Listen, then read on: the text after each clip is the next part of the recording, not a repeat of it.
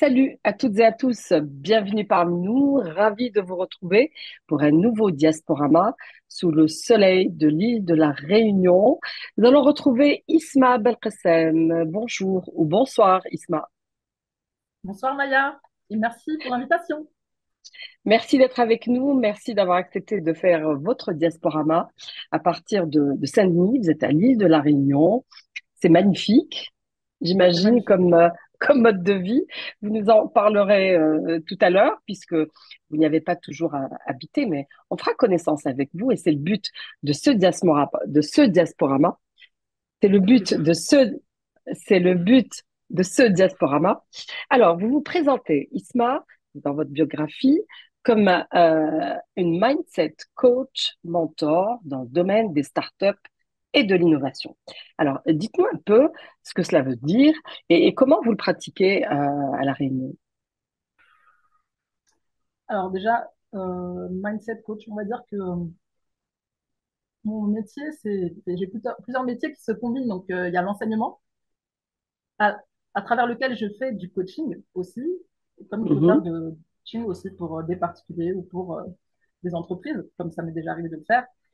Alors le mindset, c'est l'état d'esprit. Donc ça, c'est mhm. un mot anglais, hein, c'est un terme vraiment anglophone qui désigne l'état d'esprit et donc l'état d'esprit positif dans lequel une personne gagnerait à être pour atteindre ses objectifs. Très bien. Et c'est tout un art et c'est toute une chance. Quand on dit comme ça, on a l'impression que le mindset, voilà, il suffit d'être positif, mais c'est plus compliqué que ça. On a tous nos blocages internes, on a tous nos blessures, on a tous notre histoire et notre vécu, et qu'on traîne, y compris dans nos réalisations et même professionnelles. Donc, autant personnel, hein, mais ça se retrouve dans nos vies en général, tous les blocages, on va dire, du passé, mais ça se retrouve beaucoup aussi à travers justement notre vie professionnelle, quelle qu'elle soit d'ailleurs, hein. Oui, donc vous avez les techniques qu'il faut pour débloquer ces jeunes, pour les motiver, pour qu'ils aient confiance en eux. C'est cela? Alors, jeune ou moins jeune, les techniques sont à peu Oui. près les mêmes. Voilà, moi, je suis certifiée en PNL, programmation neurolinguistique. On va dire que c'est quelque chose que j'ai fait un peu sur le tard, hein, plus dans ma trentaine d'années. Et c'est vrai que j'ai combiné ça avec, on va dire, je suis ingénieure de formation et je suis Oui. très orientée de solutions de par cette formation scientifique où pour moi, chaque problématique a une solution. Et justement, bah, je pense que ça, la combinaison des deux, c'est-à-dire ma vision orientée solution et justement, on va dire, ma volonté d'aider les autres, ça s'est combiné cet accompagnement de coaching et bah, du coup, des startups et de l'innovation. Donc, j'enseigne l'innovation, j'enseigne la communication également au niveau master ici à l'île de la Réunion et puis j'interviens aussi sur quelques écoles en métropole et Oui. dans d'autres régions du monde. Et donc voilà, bah, du coup, c'est devenu voilà, une mission de vie et une passion. Voilà, j'essaie de rester toujours dans le domaine de l'innovation technologique, hein, sont mes premières amours. Et puis voilà, la combinaison avec le coaching. Oui. Alors, nous allons revenir un petit peu en arrière. Isma, vous êtes née en France, de parents Exactement. immigrés algériens. Vous avez fréquenté des établissements scolaires universitaires assez prestigieux. J'ai noté le lycée Henri IV à Paris. Vous avez suivi la filière Maths Sup et Maths P, école d'ingénieur, travaillé au Centre d'énergie atomique avant de vous intéresser à l'entrepreneuriat. Alors, est-ce que vous pouvez survoler un petit peu votre vie en France, hein, et le parcours d'excellence que vous avez eu? Et qui vous a inspiré, vous, puisque vous inspirez les autres? Mais ça, vous nous le direz tout à l'heure. Ah, ça, c'est une très très bonne question. Alors, oui, alors revenons en arrière, hein, revenons en arrière. C'est vrai que je viens de métropole, je viens de France, je viens d'Île-de-France et je viens du 93. Donc, je suis née à Blanc-Ménil et j'ai grandi dans ce fameux 93 qui est mal réputé et pourtant où Oui. il y a vraiment Mm. énormément de personnalités qui ont percé, qui ont fait des choses incroyables en France et dans le monde, hein. Et voilà, bah, je pense que le fait de naître et de grandir dans ces milieux qui sont plus difficiles, peut-être plus fermés, où il y aurait peut-être moins de chance aussi, parce que je suis issue d'une famille plutôt modeste, bah ça permet, enfin, ça nous donne justement cette force et cette résilience de se dire on n'a pas les mêmes chances au départ, c'est pas grave, c'est un fait. On va pas se victimiser, mais au contraire, on doit donner plus d'énergie pour y arriver. Ça, c'est quelque chose qu'on Mhm. comprend très bien. Donc voilà, il y Mhm. a certains qui sont peut-être pas accompagnés comme il faut et qui font des choix de la facilité, c'est-à-dire qu'ils vont essayer de se rebeller contre la société ou contre leurs conditions, hein. Et d'autres, moi, j'étais très, très bien accompagnée par mes professeurs, même dans un collège de ZEP. J'ai toujours eu mes professeurs qui m'ont poussé, qui ont cru en moi et qui m'ont eux-mêmes accompagnée vers le lycée Henri IV, alors que voilà, quoi, c'était pas du tout prédestiné. Donc, voilà. Donc oui, venir de ces endroits-là, c'est vrai que ça donne de la force supplémentaire. Vous saviez à ce moment-là ce que vous vouliez faire plus tard? Non, pas du tout. Pas du tout. Alors, c'est marrant parce que en réalité, j'ai jamais voulu faire scientifique. Donc, j'ai été plus ou moins influencée par mon grand frère, donc qui était un vrai scientifique, je suis issue du côté de mon père d'une famille de scientifiques qui sont, d'ailleurs, qui ont pas mal, qui ont vécu en Algérie, qui sont vraiment percés là-bas, qui sont scientifiques. J'ai une cousine qui est directrice de l'Institut Pasteur de Annaba. J'ai beaucoup de médecins du côté de mon père à l'international, des dentistes aux États-Unis.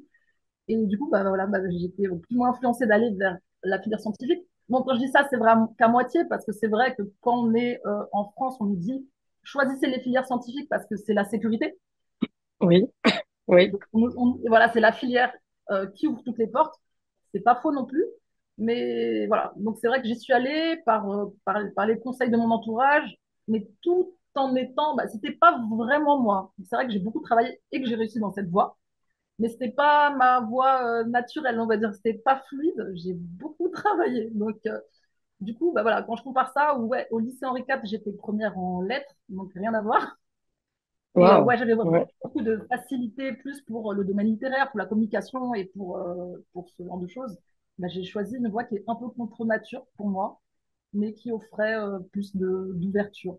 Donc voilà, j'ai suivi cette voie-là et je me souviens très bien de ce moment en terminale où on m'a dit, voilà, tu aurais une très belle carrière en lettres et en voie économique, hein, où tu as les qualités, où on voit que c'est facile pour toi. On ne te conseille pas d'aller vers une filière scientifique, ce sera peut-être moins facile, mais ça va t'ouvrir plus de portes. Voilà, finalement, le choix a été fait. Et j'ai continué dans ce chemin. Et donc, maths fait très difficile, hein, très, très difficile, mais voilà, on arrive à survivre avec le travail. Hein, de toute façon, c'est ça. Est-ce qu'on a essayé de Voilà. vous casser? Est-ce qu'on a essayé de vous casser ou de Alors, c'est une perturber très bonne, votre c'est une très bonne question. trajectoire? Hein? C'est une très bonne question. Euh, on a essayé de me perturber très très peu, hein, que quelques élèves en classe prépa notamment, où je me souviens de quelques élèves de la classe, mais c'est le jeu, hein. Arracher des pages des livres dans les bibliothèques, mais pas que moi, hein, pour les suivants, pour qu'ils aient pas la leçon ou pour qu'ils aient pas de voilà de notions pour qu'ils soient perturbés tout simplement. Oui. C'est arrivé, mais c'était pas orienté vers moi. C'est le jeu de la compétition et c'est un peu dommage d'ailleurs, hein. Je sais pas du tout ce que je prône, hein, d'ailleurs. Je pense que je suis allée vers totalement autre chose. Et oui, et je me souviens notamment d'un professeur, un seul, hein, après on peut dire, voilà, on peut dire oui, on a essayé de m'en travailler, mais un seul professeur à qui j'avais demandé une lettre de recommandation, et je m'en souviens très très bien, hein, et c'est le seul, on m'a toujours poussé dans tout, j'ai eu beaucoup beaucoup de chance, hein, dans ma vie, en réalité. Et je me souviens qu'il m'a dit qu'il m'avait fait une lettre de recommandation, et cette là, quand je l'ai ouverte, une fois que j'étais seule et que j'allais la donner, j'ai vu qu'en fait, il a écrit tout le contraire, quoi. Et Ah, ça m'avait ah. choqué un petit peu, c'est un petit peu d'hypocrisie, hein. C'est un professeur assez âgé. Bon, mais bon, en même temps, c'était un professeur qui n'était pas très apprécié des étudiants. Donc voilà, il était un peu malheureux, aigri. Donc je peux comprendre tout à fait. Mais Mhm. ça n'a pas empêché que finalement, moi j'ai toujours, si des personnes veulent faire obstacle ou vous freiner, si c'est pas dans votre destin, ils auront aucun poids en fait. Ça n'arrivera pas. Et puis voilà quoi, votre réussite, elle arrivera même si des personnes sont mauvaises ou jalouses ou entraves. Ça, faut pas du tout tenir Mhm. compte de ces choses. Vraiment. Ouais, C'est ce que ça je fait fais partie aussi en coaching, mm, hein. ça fait partie du jeu de la vie, ce qui nous a pas empêché Exactement. d'arriver au centre d'énergie atomique. Ouais, tout à C'est fait. pas rien, c'est pas Exactement. rien. Isma, alors qu'est-ce que vous y Non, faisiez? c'est pas rien. Alors moi, j'étais à l'ITZ, donc c'est l'Institut technico-économique des systèmes énergétiques. Donc je faisais des analyses prospectives. À l'époque, c'était sur la filière hydrogène. Mhm, Et, euh, et oui, ça m'avait beaucoup plu. Franchement, c'était mhm. intéressant. C'était quand même très bureau, hein, mais c'était vraiment sympa. Et je me souviens notamment d'une étude qui m'avait plu qui m'avait parlé, hein, sur les analyses énergétiques des échanges avec l'Algérie en 2050. Et donc, voilà, les fours à Intéressant. hydrogène à installer dans le désert. Et ouais, c'était intéressant. Donc, ça m'avait fait un petit clin d'œil à l'Algérie, puisqu'on parle de l'Algérie aujourd'hui. Et puis à l'époque, je me disais, ouais, c'est sympa de voir déjà ouais, comment, on va dire une quarantaine d'années avant, on se projette pour des projets d'avenir environnementaux, économiques et tout ça. C'était intéressant de voir cet aspect-là. Tout Mhm. à fait. Qu'est-ce qui a motivé alors votre départ vers l'île de la Réunion? Alors, le départ vers l'île de la Réunion, c'est une mutation d'ordre familial, hein, donc c'était même pas un choix de ma part. Mhm. Moi, c'était vraiment pour que la famille vive mieux, voilà, par rapport à mon conjoint. Et donc, du coup, c'était pas du tout un choix de ma part. Et c'est quelque part, j'ai dû même mettre certaines choses de côté pour pouvoir, on va dire, faire réussir la famille à l'époque. Et c'est un choix que je regrette pas du tout, puisque finalement, je pense que j'ai vraiment gagné au change. Et ce qui est vraiment intéressant à La Réunion, comme vous l'avez dit, c'est le cadre de vie qui est vraiment juste incroyable. Et on va dire plutôt qui me correspond aussi, parce que je pense que je suis une personne qui a besoin de lumière, de bienveillance. Oui. Et Mhm. c'est tout ce qu'il y a ici, en fait, c'est la lumière, la nature, la bienveillance. Et toutes ces énergies positives, pour moi, au quotidien, elles sont vraiment très, très importantes. Oui. Alors, l'île de la Réunion, est-ce que vous avez retrouvé un côté chez les habitants, peut-être aussi chaleureux qu'en Algérie ou dans les familles algériennes de Mais France? totalement. Alors, dites-nous quels sont les points en commun que nous Alors, il avons. y a vraiment beaucoup de points communs. Déjà, c'est cette authenticité. Et ça, c'est vraiment frappant. D'ailleurs, les Réunionnais s'entendent très, très bien avec les Algériens. Et réciproquement, c'est vraiment dans les deux sens.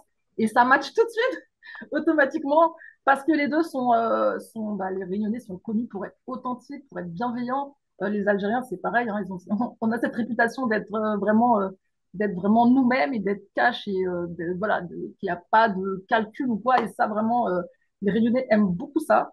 Et des deux côtés, donc ça donne des très, très belles amitiés.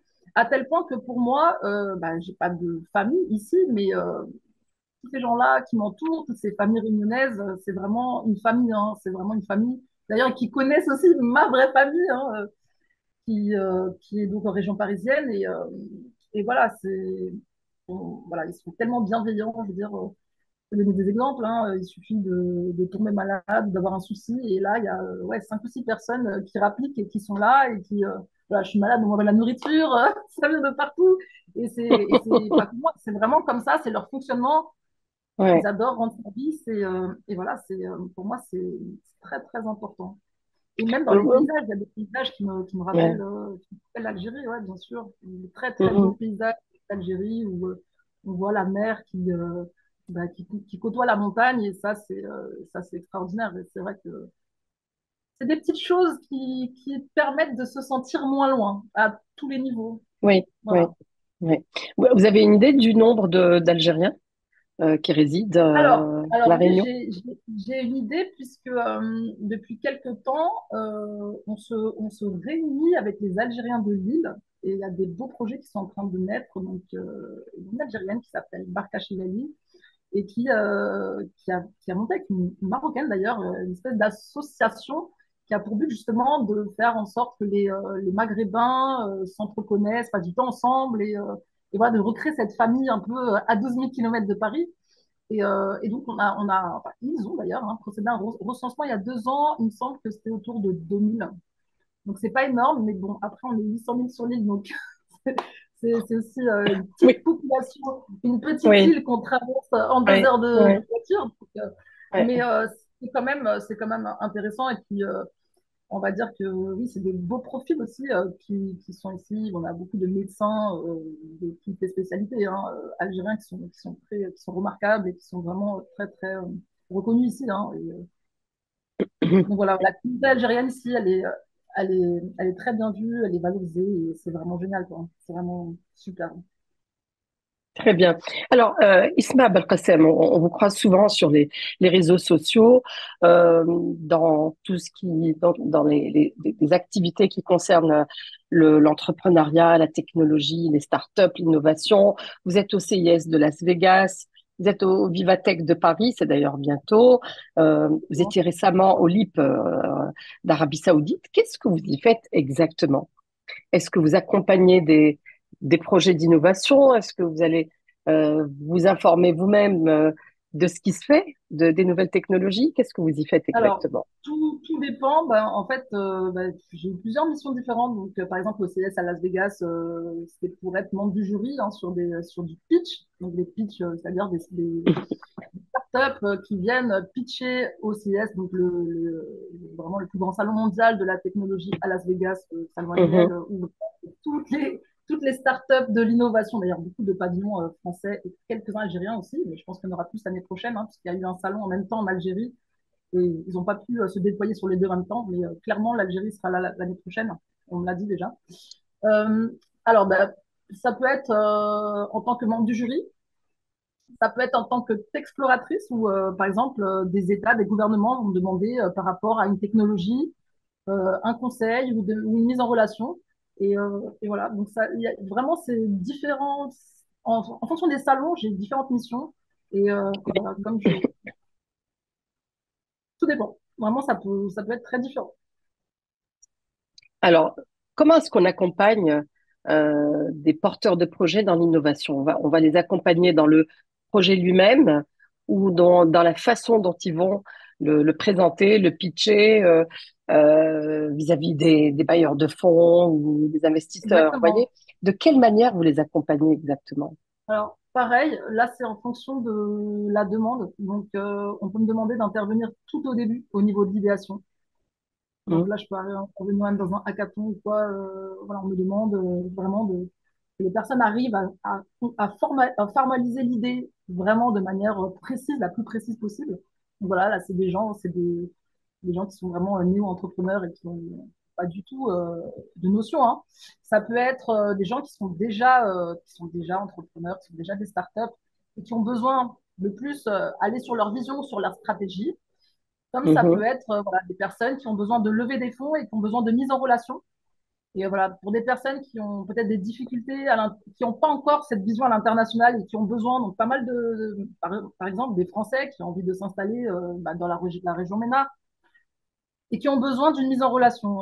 Voilà, et comme on va dire, j'ai un réseau Vous avez un international réseau d'influence. Oui. voilà, qui peut être intéressant. Donc, bah, voilà, je mets en relation ces personnes. Donc, souvent des investisseurs. Donc, et après, c'est de fil en aiguille. Ça veut dire que, par exemple, si on me demande d'intervenir pour aider des startups pour pitcher, Mhm. ben, au moment du pitch, on accueille des investisseurs hein, qui sont là pour écouter les pitchs. Et les investisseurs nous demandent de leur présenter des startups. Et les startups nous demandent de leur présenter des investisseurs. Et du coup, ça va tout seul, quoi. Ça veut dire que vraiment, c'est deux mondes qui se cherchent et bah, vu que nous, on est au milieu, donc c'est très simple de faire la mise en relation.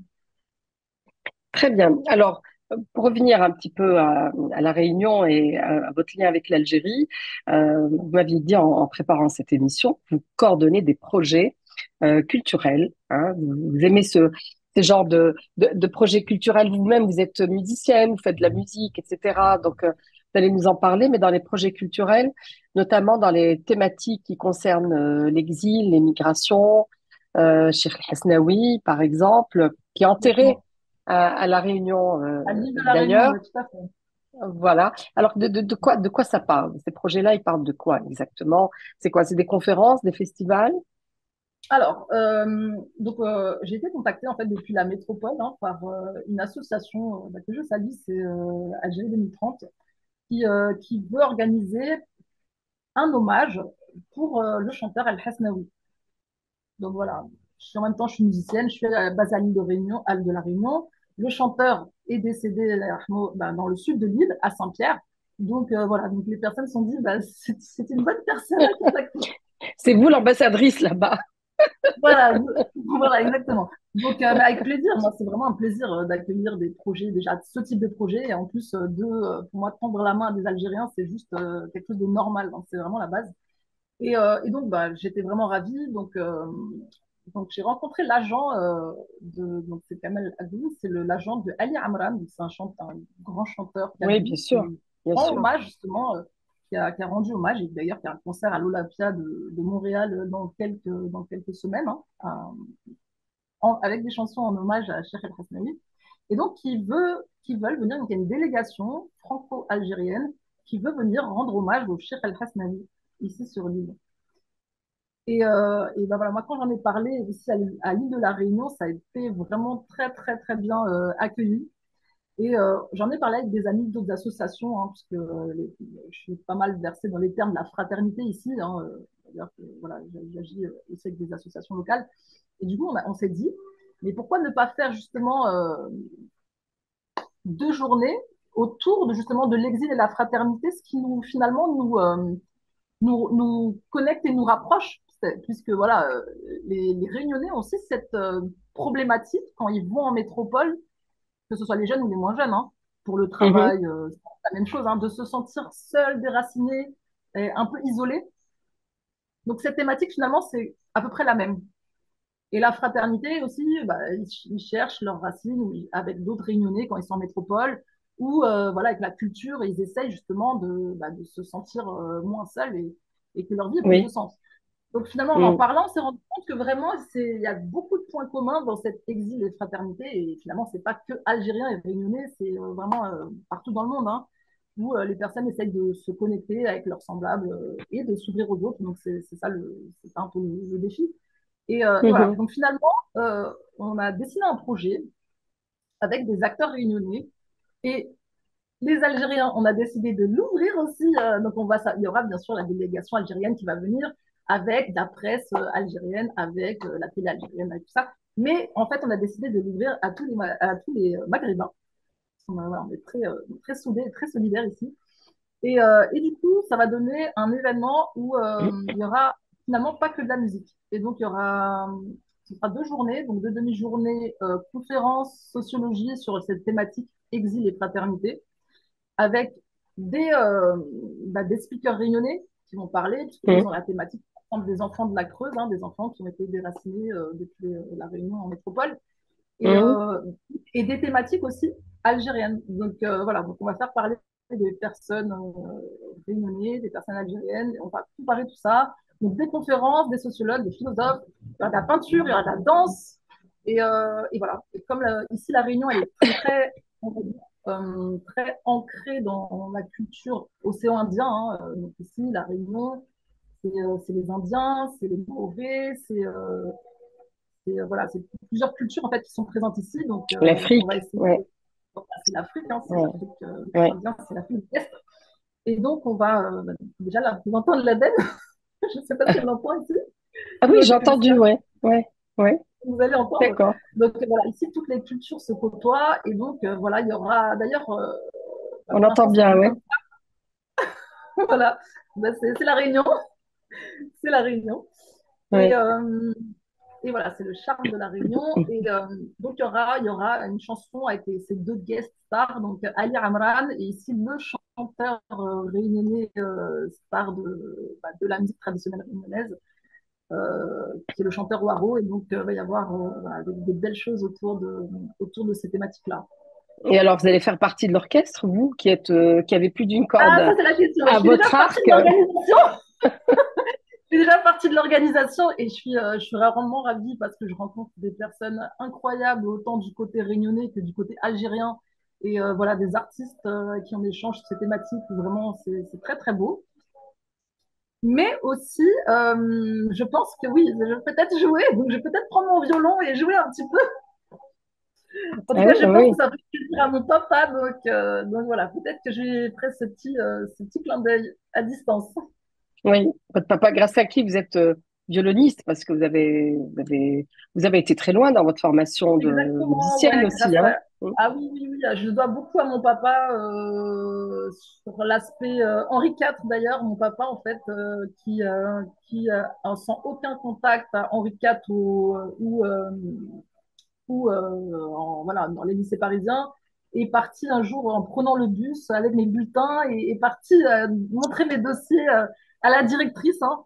Et quand je repense à ce qu'il a fait, moi j'étais pas là, j'ai pas vu, mais quand aujourd'hui, à mon âge, je repense à ce qu'il a fait, je me dis, mais voilà, quel culot et quel amour quelque part aussi, même si voilà, oui, nos parents algériens nous démontrent pas par les mots l'amour, mais le font par des actions qui sont juste incroyables. Donc aujourd'hui, quand je repense à ce Ouais, qu'il a fait dans sa peau, je me dis, mais waouh, et voilà. Et même, en fait, je pense que même j'ai été prise parce que la directrice a été vraiment touchée par son acte d'amour, hein, au-delà de mes notes. ouais. Je pense que ça l'a vraiment touchée. Et donc, voilà, donc mon papa, C'est oui. Et dans sa ouais. famille, ils sont tous musiciens. Donc, D'accord, j'ai ouais. le souvenir de lui et ses frères, ses sœurs, ses tantes qui se réunissent à Bollorine, à Saint-Eugène, mais c'était l'orchestre en fait quand ils se réunissaient. Donc, non, c'est des beaux souvenirs. C'est des beaux Ouais, souvenirs. magnifique. Alors, nous allons essayer de vous connaître, on va dire, un peu plus, hein, de faire un peu plus connaissance avec vous, mais déjà, on apprend hein, depuis le début. Euh, sur un plan un peu plus personnel, sur vos goûts, par exemple, vos goûts culinaires. Alors, dites-nous un petit peu, vous, quel est le plat que vous préférez, d'accord, de manière globale, et qu'est-ce qu'on mange de bon à La Réunion, Isma? Alors, mon plat algérien préféré, on est d'accord, Si vous voulez, algérien ou italien ou ce que vous voulez, mais le plat que vous préférez le plus. hein. Alors, j'aime beaucoup, beaucoup la rechta.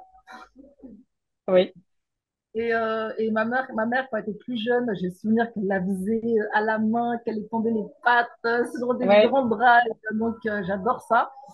J'ai un petit faible pour les bouzoulouf. Je sais que c'est pas commun, mais bien sûr. j'adore aller à Bah Alger non, c'est pour bon. manger ça. Mais franchement, ça va paraître un peu abusé ce que je vais dire, mais c'est vrai. Quand je viens à Alger, et que je viens très fréquemment, j'aime tout manger en fait, même une salade de tomates avec le goût des tomates, c'est juste Ouais, fantastique. Et voilà, bah, ça peut être tout et n'importe quoi, des brochettes, des frites, pommes de terre bien grasses, avec voilà, des petits restos, on va manger des sardines. Moi, franchement, honnêtement, j'aime vraiment beaucoup de choses dans la cuisine algérienne.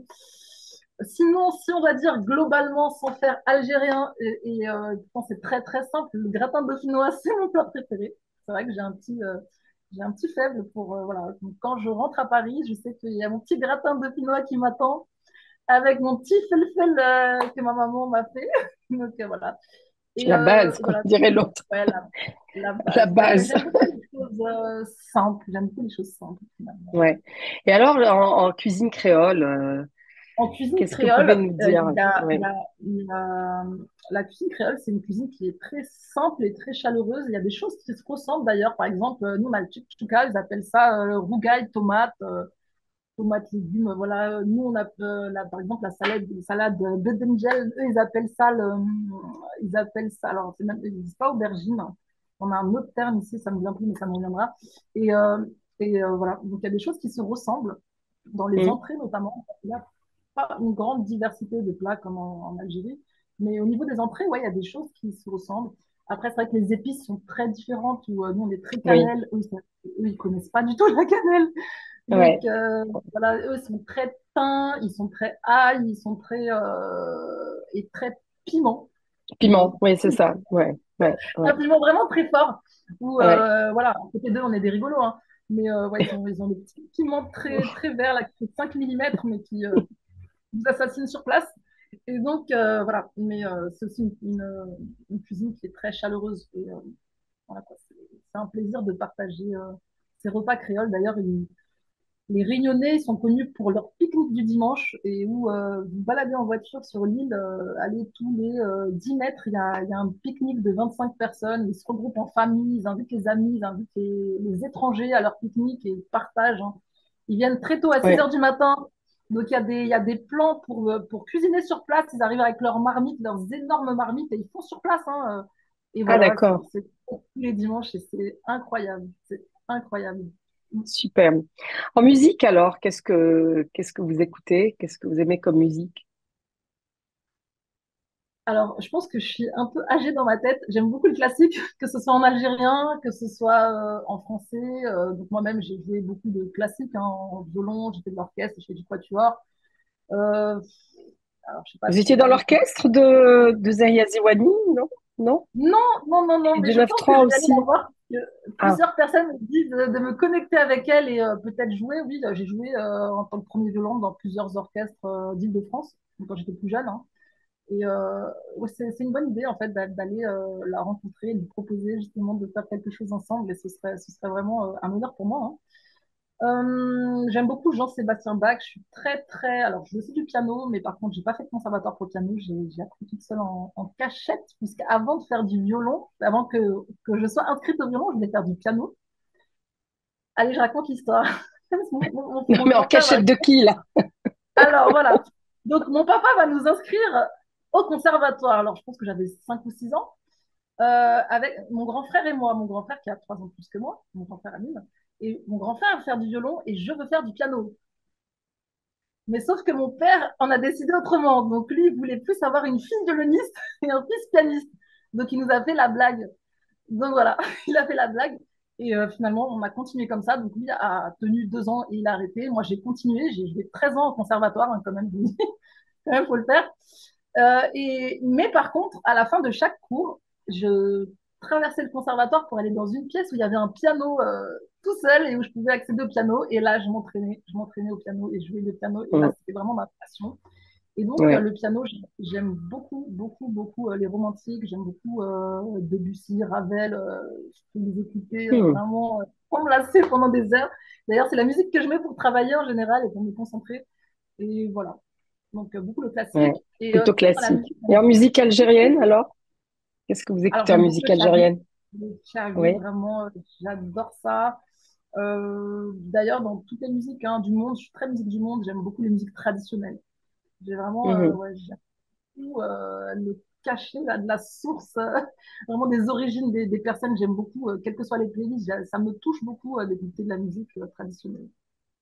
Bon, bah alors on attend de vous une fusion créolo-shabi classique, boléro, On va sortir quelque Ravel, chose. Gelwedi Voilà, et créole. une petite Ça chouka serait musicale. avec un peu de rail et puis voilà, ce serait une bonne chouchouka comme vous dites, oui. Ça serait vraiment, voilà, pourquoi pas, hein, les fusions de toute façon, Bien sûr, bien sûr. c'est toujours bien, c'est toujours bien. Lecture alors, Isma, est-ce que vous avez le temps de lire? Qu'est-ce que vous aimez lire? Alors, Mis le à temps part de les lire, lectures c'est vite professionnelles, dit. mais Alors, comme j'ai beaucoup de déplacements, et c'est des déplacements assez long courrier, on va dire, bah, en fait, je lis beaucoup lors de mes déplacements. En réalité, bah, voilà, Réunion Paris, c'est 12 heures. Quand je pars à Dubaï, c'est 6 heures. Quand je pars, voilà. Donc, en général, bah, voilà, je profite de ces moments-là pour lire. Bah, je lis beaucoup de développement personnel finalement. Donc, beaucoup, oui. bah, ça peut être et pas mal d'auteurs américains. Après, que ce soit en Mm. français ou que ce soit en anglais, dans la langue d'origine, peu importe, beaucoup de Eck, Napoléon Hill, vraiment les bases, hein, les basiques que je lis et que je relis et que je redécouvre à chaque fois différemment. Et voilà. Après, il peut y avoir aussi de la spiritualité. Donc, j'aime beaucoup la spiritualité bah, musulmane et même d'autres, hein. Je suis vraiment ouverte sur ces sujets-là et j'aime bien m'ouvrir. Et c'est vrai que je suis née aussi dans une famille où il y avait beaucoup d'ouverture. Donc, j'ai eu un côté qui était vraiment religieux et un autre côté qui était beaucoup moins, mais qui avait ben, d'autres valeurs, hein. Et ça m'a permis justement de me dire, ouais, j'ai bien envie de lire et de voir comment les gens voient la vie, la conçoivent. Et voilà, de ne pas se dire, on a un endroit, on a la vérité. Voilà. Donc, j'aime beaucoup me mettre à la place des gens et de voir comment ils raisonnent. Est-ce Et toi, qu'en ce moment, maintenant que vous êtes à La Réunion et que vous devez suivre l'actualité, les informations de France notamment, quand vous voyez tous ces débats sur l'islam, l'islamisme, quand vous voyez tous ces positionnements, tout c'est assez réactionnaire vis-à-vis de la alors, communauté musulmane, alors euh, déjà, vous en pensez quoi? Et est-ce que à la Réunion, on est totalement loin de tout ça? Alors vraiment, à La Réunion, on est totalement loin de tout ça dans la mesure où on regarde pas les personnes à travers le spectre de leur apparence. Et ça, ça veut dire que c'est vraiment ça. Ça veut dire que j'ai beau porter quelque chose sur la tête, hein, on m'a jamais demandé est-ce que c'est pour faire beau, est-ce que c'est tendance, est-ce que c'est religion, on m'a jamais posé cette question, jamais. C'est comme si Mhm. personne l'avait jamais vu. Et en Euh, métropole, et en est-ce qu'on métropole, vous avez honnêtement, vos j'ai eu de la chance turbans? par rapport à ces questions-là, le fait que je peux le porter, pour moi, c'est un sens plutôt personnel que religieux ou autre, hein.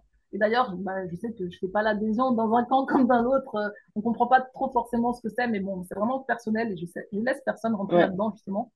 Euh, oui, et puis en général, quand les gens me connaissent, ils oublient très vite cette question-là. Donc, ils ouais. essayent Mhm. vraiment plus de savoir qui je suis réellement au Mhm. fond. Et je suis plutôt démonstrative, donc c'est pas très compliqué. Mais voilà, donc à La Réunion, ils ont une vision totalement différente et ça fait beaucoup de bien. Je sais qu'il y a des gens qui sont venus s'installer à La Réunion pour ça, c'est pas mon cas. Mais ouais, le fait qu'ils soient authentiques et qu'ils communiquent vraiment de cœur à cœur avec les gens et qu'ils essayent vraiment de. Voilà, ils sont très émotionnels, ils sont vraiment bienveillants. Toutes ces questions-là, elles n'existent pas. Elles n'existent pas. Et même Ouais, eux, hein, d'ailleurs, ouais. quand on aborde ces sujets-là avec eux, ils comprennent pas du tout. Mhm. Ils comprennent Ouais. pas du tout pourquoi tout cet acharnement, ça leur parle pas. Vraiment, hein, quand on en parle, ils essaient de réfléchir et de trouver, mais ils comprennent pas en fait. Du coup, Mhm. bah voilà, c'est un peu dommage. Et sinon, mon avis sur la question, c'est que c'est vraiment dommage pour moi, pour la France en fait, qu'elle se prive Mhm. de tous ces talents-là.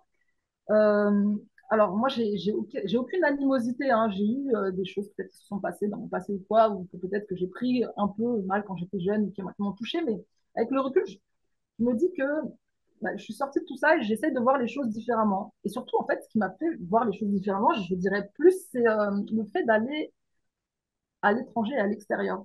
Et le fait de voir toutes ces visions différentes, c'est vrai que ce qu'on voit, c'est que cette perception sur l'islam, bah, c'est la peur en fait qui fait ça.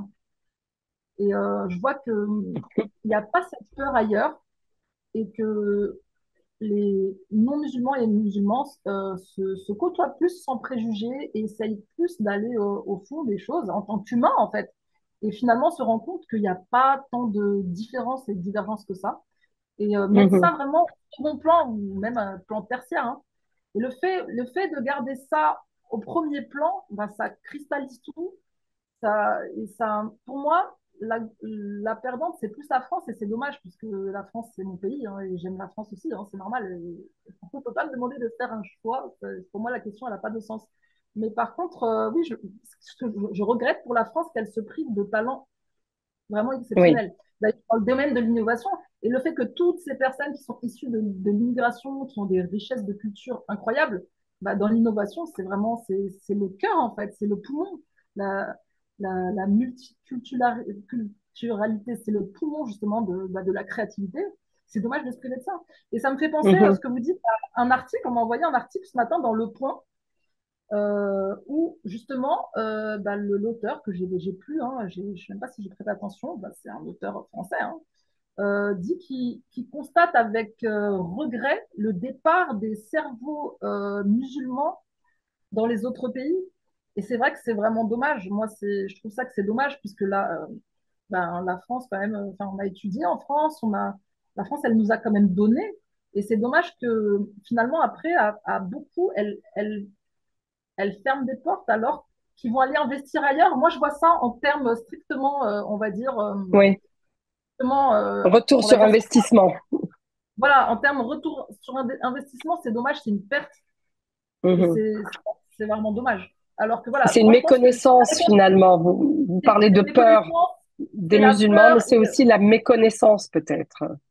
Voilà. Et nous, ce qu'on fait Ouais. ici, c'est vrai qu'on se réunit beaucoup entre communautés, on partage des repas, on partage et on se rend compte qu'on est tous plus ou moins pareils et qu'il n'y a pas de différence. Il n'y a pas de différence vraiment fondamentale et que voilà, on apprécie ces différences, on apprécie d'aller vers l'autre et on n'a pas de peur. Et je pense que c'est ça qui manque. Alors, peut-être, moi je pose la question, hein, peut-être est-ce qu'on, nous, musulmans, pourrait faire mieux? J'essaie toujours de me remettre en question, on pourrait faire mieux pour essayer de rapprocher les gens, pour essayer de Hmm. faire connaître notre culture et de faire, peut-être, hein, peut-être il y a des choses à faire, mais je pense de toutes les façons qu'il faut Toujours, toujours essayer toujours, oui. de combattre la peur et de combattre l'éloignement, puisque une fois qu'on prend de la distance, c'est très difficile de revenir et c'est vraiment, c'est dommage, c'est dommage. Tout à fait.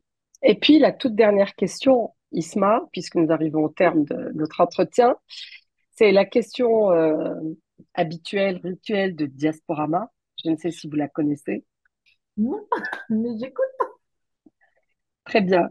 Alors, elle concerne, elle concerne l'invité et son rapport à l'Algérie. Alors, la question est différente que l'invité soit né en Algérie ou né à l'étranger. Mais dans Bien sûr, votre bien sûr. cas, puisque vous êtes né en France, est-ce que vous avez un souvenir d'une fois particulière où vous avez, lors de vos voyages en Algérie, une fois particulièrement où vous avez peut-être emporté quelque chose de précieux ou de cher à vos yeux? Ça peut être un objet matériel, immatériel, un souvenir, une sensation, mais une fois particulièrement. Il y a tellement de choses. Une fois particulièrement, alors je sais que j'aimais beaucoup prendre de coquillages quand j'étais plus petite et ça c'était vraiment un rituel, hein, mais de toute façon je le faisais partout, hein, j'allais beaucoup en Espagne, voilà, comme je pense comme beaucoup d'Algériens. C'était systématique de repartir avec des coquillages souvenirs. J'ai pris les, comment ça s'appelle déjà, les étoiles de sable, je sais plus comment ça s'appelle, peut-être vous pouvez m'aider? La rose des sables, rose des Voilà, les sables. roses des sables, ça j'en ai pris et c'est vrai que je trouvais ça très très beau quand j'étais plus jeune et ça avait vraiment une valeur pour moi. Euh, voilà, ces choses-là, moi, ça m'arrivait de prendre du sable, des choses, voilà, je suis très nature, hein, donc Oui, bah oui, c'est bien, ouais, je vois. c'est C'est des la choses terre, très quoi. C'est la simples. terre. Ouais. J'ai un souvenir comme ça qui me revient où j'allais dans la maison de mon grand-père à Saint-Eugène, là, et où dès que j'arrivais, je sentais l'odeur du yasmine, donc la Mm. nuit là. Et ben, rien que de sentir ça, ça me transporte à cette époque. Et j'essayais Ah toujours ben voilà. d'en prendre quelques-uns et de les mettre dans mes livres. Et voilà, quand je lis, j'ai cette odeur et ça me rappelle instantanément.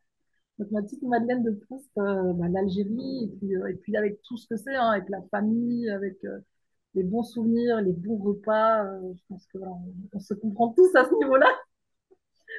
On se Tout comprend à tous. fait. Tout à fait, Isma. En tout cas, je vous remercie de vous être livré à Moi, je nous vous remercie.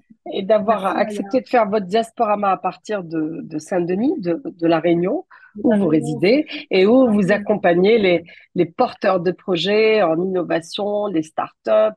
Je pense qu'ils ont beaucoup de chance de vous avoir. Donc, Moi d'avoir aussi, j'ai à la fois énormément votre de chance. compétence et votre bonne humeur Merci, et merci votre beau beaucoup. sourire. Merci, Maya. Merci. Merci pour cet entretien. C'est vraiment un plaisir, vraiment un plaisir. Voilà, Je vous remercie et je remercie aussi nos visio-spectateurs de nous avoir suivis. Je vous rappelle que vous pouvez revoir ce programme sur les plateformes digitales du Soir d'Algérie, la page Facebook, le site web et la chaîne YouTube. Bien entendu. À très bientôt, Isma. Au revoir. à bientôt, Maya. À Paris ou à Alger. Oui, au revoir. Au revoir.